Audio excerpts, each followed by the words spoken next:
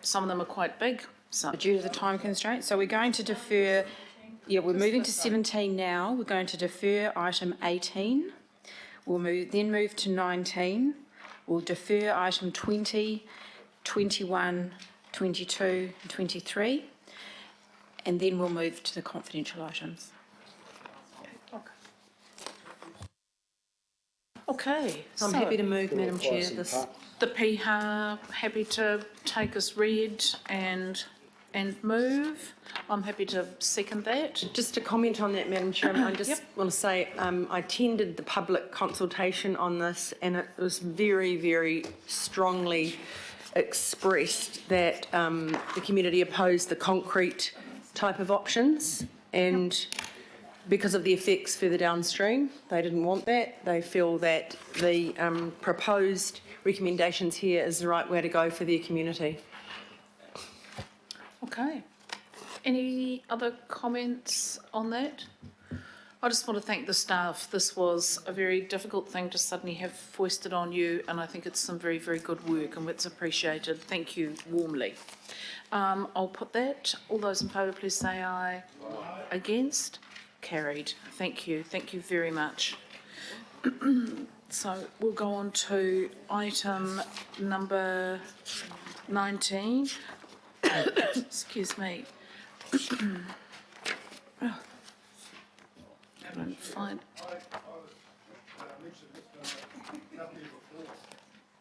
You did, George, you did. Do you want to make brief introductory comments on behalf of the board? You've been here all the time. Thank you. There's 3 projects that we've got which we're really concerned about if they are deferred. One is the Lake Pupuki Development Walkways, Northern Parks. The second is Allen Hill Reserve, which is really upgrading the playing fields. It's a soccer ground down at Devonport. It's pretty much in disrepair. It's been like that for some time. And we're going through a resource consent at the moment, and if it's deferred, well, the thing will probably go into the never never we're concerned about. I mean, it's unfortunate that one of our board members decided that he wanted to have it notified, and if we have it notified, and the board then supported him, and so if it's notified, it has to go for a notified hearing. If we recommended that, so we're in that situation. But, you know, for that to be put off, I think it would be bad. And the other one is the Plymouth Reserve in Devonport, between Bayswater and Devonport. It's a walking and cycling improvements stage 1 project. So we would ask that those matters be expedited and don't be put off like it may be going to be the case. So I think Suard's got the, you've got the last page, page 5 of that PowerPoint of the other one that we had. So can we just have that put on the record in some way? Thank you.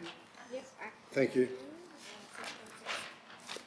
So sorry, George, just to be clear, it was Plymouth Reserve and the other one was? The Lake Pupuki, the northern area of Lake Pupuki. It's called the Northern Parks of Lake Pupuki, development walkways. Yeah. Allen Hill Stadium at Devonport, install irrigation and lighting on field number 1, and Plymouth Reserve walking and cycling improvements, stage 1 projects. So they're the matters that I just want to raise here. We're really concerned they may go off the board. Thank you. Okay. Oh, sorry. No, that's really clear. Thanks, Richard, George. Richard. Councillor Hills. That's fine. Thank you very much for that, George. Yeah, I don't know if it's a question for George or maybe for the item, but I am concerned what may be, especially with the Allen Hill one, a delay based potentially on the consultation and consent, which is absolutely important, but I want to make sure that is not being delayed by another process, and how we can get the other two.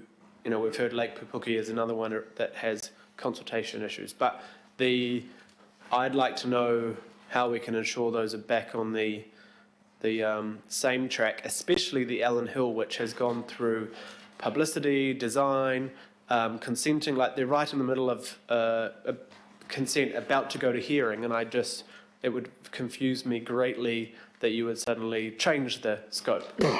Maybe the decision could have been 2 or 3 years ago before you started a process, but to stop in the middle of a process seems, so I don't know how we work this out, but yeah. Perhaps we could talk about some of the worries that we've got about the process when we're actually in the item, because it's my understanding that Alan Hill, the board actually requested public notification, so, things change. Okay, no, that's well noted. Thanks, George, and thank you for spending all day here. That'd be great. Okay. Thank you. Awesome, thanks, George. So, shall we move into the item now?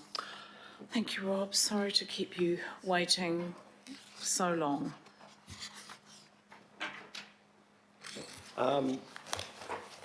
Okay, so there was a little presentation, but I might just talk to it instead. So this is a set of regional programs. There's essentially two types. There's a set of things for which this committee or the governing body is the decision maker, and that's things like regional parks, active cemeteries, holiday parks. There's a suite of things where this committee is the allocated decision maker. So there's a 3-year work program for those.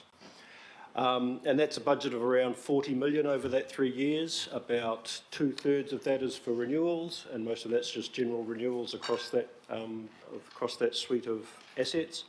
And there's about 1/3 of it for new development, and that's spread out across those things. So there's a bit of new development in regional parks for some basic visitor infrastructure. There's some new development in some holiday places and in some of the cemeteries for new berms. Now there's also 3 other separate budgets in the LTP for which this committee allocates those budgets to specific projects. And those projects where they relate to a local park, the decision making then rests with the local board, and those projects sit in the local board's work programs. So those 3 budgets are the coastal renewals program, that's about $10 million a year. There's a SLIPS program, which is about $2 million a year, and then there's the local parks and sports field development program, which is often referred to as the growth program, which is about $75 million over those 3 years. So the coastal program is largely looking at the moment. The projects in there are focused on fixing up things that are broken out there, seawalls and access structures. There's a bit of capacity in there for years 2 and 3 that is currently unallocated, and that'll be allocated in future years following sort of coastal compartment management plans and a bit more of a proactive plan about where that investment's needed.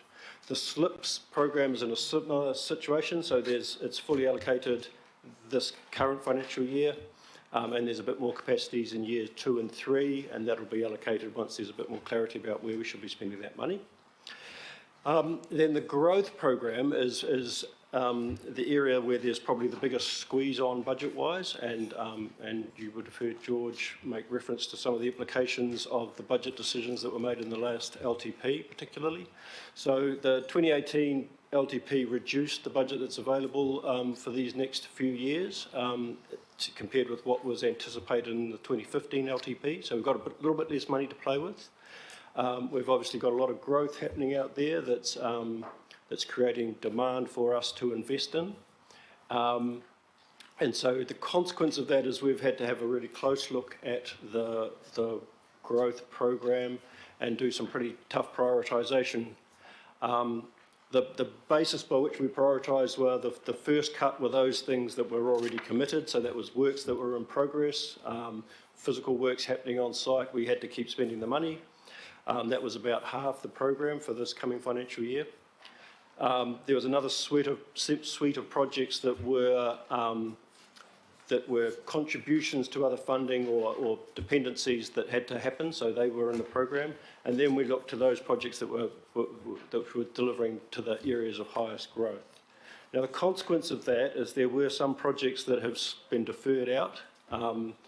the projects that George referred to are two of those, and that reflects the extent to which they can be demonstrated to be meeting the needs of growth, to the extent to which they are a priority in the context of where growth's happening across the region. There's certainly no easy way to insert those back into the program without taking out something else that's already in there and is being delivered in an area that is a much higher growth than Devonport Takapuna. And the context for that is Devonport Takapuna is one of the lowest areas of growth in the city. So the programs are there in front of you in some detail. That's probably all I need to say, but I'm happy to take any questions around any of it. Okay, we've got Richard, and we'll start with Richard and then catch everyone up. Ross? Cool. Thank you, Madam Chair. So with Allen Hill, you think, because there is budget in there next year still, you think it will still go ahead as planned after the hearing? So Allen Hill's a very interesting one. So we need to go through, as been observed, a hearing that will either grant a consent or not, and then there may be a subsequent Environment Court process. So we don't know the time frame. There's also a possibility that the consent condition will place constraints about the extent of use. That creates an interesting situation where if there are constraints around the amount of use that can be had from there, that begs the question of, are you delivering any extra capacity whatsoever? So if that's restricted to, say, 30 hours use a week, then the $4 million that you're spending in there isn't actually delivering any additional capacity or any additional, so we can't demonstrate then that it's meeting the requirements for growth funding that the development contributions are delivering. So there may be some more interrogation to that project as we go through the process. Well, yeah, so I guess what George is wanting to know, what I want to know, is that the budget and the plan will stay the same until a decision by a consent hearing, because that you're assuming a decision happens from a consent hearing that hasn't even been called yet, which doesn't make a lot of sense to me. So, like, how do we make sure that until a time that the scope has to change because of some potential decision, that everything stays in line? Because otherwise, why did we start that process in such a way for the last two years? So the program that's asked for approval has got some budget provision next year for Allen Hill and the following year. I guess my comments are just reflecting that, so that won't change. That's what we're asking you to approve today, but there may be subsequent decisions depending on what happens that we need to make. Yes, because we've had the local board come, what we're saying to our community and what the local board's saying to our community is that currently Allen Hill sits the same, but we're waiting for a consent process which has taken it out of this current year because we're not going to meet if there still hasn't been a hearing called, so that's taken it out of this summer, but it's still on track unless a decision is changed through a hearing. So there is budget provision next financial year and the following financial year. Whether that's sufficient to deliver the whole project, we need to just work that through. And the Plymouth Reserve one, you've said to me before, you feel like it is more of a renewals because it's largely the same project being replaced with the same project? The Plymouth Reserve and to some extent the Lake Pupuki Reserve is an interesting one, and I think it reflects a shift that we need to make for this whole program in terms of how we're discussing the board. So Plymouth Reserve is a replacement and an enhancement and an extension of an existing path network through an existing park. So that is that should be, in my mind, a combination of funding between renewals and LDI and perhaps a component of growth. Now, at the moment, in the past, that was $2.5 million of growth funding to deliver that project. And when we were tested to say, does that meet the needs of growth, can we justify charging developers the money that we're charging them to deliver that project, then I think we need to look more closely at how we're doing that and more closely at how we're putting together funding packages for different projects. Plymouth Reserves is a very good example of where we need to have further discussions with the boards about how we put together the funding that's required for that project. We need to move it along. I've got Councillor Simpson, Member Wilcox, Councillor Cooper and Councillor Darby. Councillor Simpson. Thank you. For Orake, on the Shore Road Reserve and Collimmaden Park, you've said that they're both proposed to the committee for funding. Is it in the years that they've said? So you're on hard copy, are you? Page 330. You just haven't put the years in the column. Just checking that. I know Collimmaden's in the annual plan, but I just... Shore Road Reserve. Sorry. Sorry, I'll Can come I, with it. it might be, councillors, that's something you could just check. I think I'd advise that we have it offline. We've got one or two issues I think that councillors do need to clarify, but when we're asking about specific reserves and specific issues, I know Councillor Cooper's got one she's going to ask about because there's been an email campaign over the last 48 hours on it, but are you happy for that to be followed up, councillor? Well, I'm happy to move or second. I just want to know that it's delivering. You know, if you get my gist, I just haven't got my glasses to go in that real small one. We can follow up with some of the details. I think that the real takeout in this discussion is we have had to change the budgets. We have less now than we thought we were going to have in 2015. What we really need is a mature discussion with our local boards and our key staff to say, how do we use LDI budget? How do we use renewals? How do we use partnership funding so that we can actually make some of this stuff happen anyway, rather than, you know, sit back positively and get passively and then get grumpy when things don't happen. So it's just a bit of a plea for collaboration. Member Wilcox. Yeah, look, and I'll just take an example, page 318, 166,915 is the amount you've put forward to Piha Park. It's not the park and it's not specific to Piha Park, but how much of that 166,915 have we allocated for signage? And every councillor around this table knows where I'm heading here, and I'm heading towards bilingual signage in alignment with the Maori language policy of Auckland Council.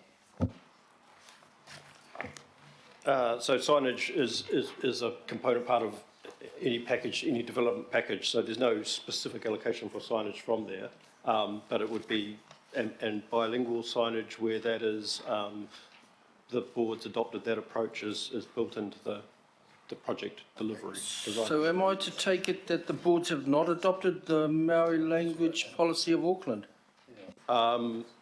Some boards, in terms of dual naming of parks. No, I'm not talking about dual naming, I'm talking about teacup reo, this way to the toilet, like in the town hall, wharepaku toilets. Yep. So where signage is going into a new park development or a development that's in the program, that is included as part of that development. Okay, Councillor Cooper. Thank you, Madam Chair. As you said, there's been a local board member that's asked about line item 087 on page 302. It just says kitty kitty track in the regional park, reroute access to falls. It's a bridge, but I'm a bit concerned about a whole lot of stuff being taken out of context, and it's a shame the local board just didn't come straight to us instead of promulgating a whole lot of information which has made people angry. I'd really like to make sure that we understand that this bridge is part of our track upgrades in our work to protect Kari dieback. Can someone just talk us through it quickly, because I know there are people from Piha watching, and I think we need to get just some sanity around this conversation again. I think what we really need too is just the process. So this is just, we're saying we understand that this is the budget, but the next stage is the detailed consultation, the work with the local board and that sort of thing. If we could just confirm that. In the report that I saw that was sent to the local board member, it said consents were already granted. So That's incorrect. Okay, so there is a process that we need to go through, and this will be low impact. When I looked at the report, it said very low impact kinds of materials that blended in with the community. But I must say, when I look at the numbers going through there, a lot of us who walk those tracks, aren't so comfortable now with jumping onto a slippery rock and hoping that it'll hold us. Those sorts of things are really important to health and safety, and it's not so easy to get emergency services in tracks. We don't want people cracking their heads open. So do we need any kind of feedback, or is there something we can send out to our community to balance the commentary going on at the moment? I think, Councillor Cooper, I'm going to ask the staff to help us prepare something that we can send out to the people who have participated in the email campaign, just to get a little bit of sensibility into the discussion. I think there's too much fixation on selfies, but we know that people take photographs everywhere they go now, and if you're going to design something, you've got to have room for people doing that and for people to get past. And I think that was the comment that was meant, but it's been taken a bit out of context, sadly. But I think we definitely need to update our community on what is actually happening. Thank you. Perhaps we could do that at the Waitakere Local Board tomorrow night. Good idea. Let's do that then. Councillor Darby. Thanks, Chair. We're at the time too. So, look, on this Allen Hill one, I've just discussed with Chair George, and Councillor Hills and I have discussed this as well. The only reason it's not in the budget is it's haven't got the hearing, subject to appeal, haven't got a decision, therefore you can't go to detailed design, can't go to tender, etc. We understand that. If we got through this process without appeal and it was a bit painless and we had a decision, let's say by November, December, something like that, is there the opportunity to come back before the Finance Committee of Councillor Clow through a budget update to bring the funding forward? Because I know with these big budgets, there's always something slipping. Is that an opportunity? I'm just trying to be a little bit pragmatic here because I know the board chose full notification, or it was one member's suggestion and they sort of backed it up, not even limited notification, and the planning person engaged recommended non-notification, so they've got to wear that. But do you think that is a way of maybe addressing this through the budget update process? So it's not out of the question. Just to be aware, we're in the process now of procuring our works for the coming summer season. So our summer season program is out to tender now to get lined up to be ready to go. So in 2 months' time, it'll likely to be too late for this coming summer. But we can certainly see what happens or what rolls out with the consent process and take a view once we know where we're at, what we can and can't do. But I certainly wouldn't want to sit here and give an assurance that yes, we'll be all right for this summer. So these works at that park are actually season dependent. Yes, very much so. So all our sports field upgrades have to happen over the summer period, summer season. Okay, maybe in the unlikely event though, if there is, look, by the sounds of it, we're not going to get through that consenting process. I know, Chair George, you did not really choose that route, but unfortunately that's where we've landed through the decision of the balance of the board. Let's keep an eye on it. Okay. Sorry, Councillor Hills, I know you wanted to pursue this, but we are getting very detailed on one, board's issues. Is it critical? I just wanted to note Yeah. that Allen Hill was still... I wanted to note that Allen Hill is still in the budget.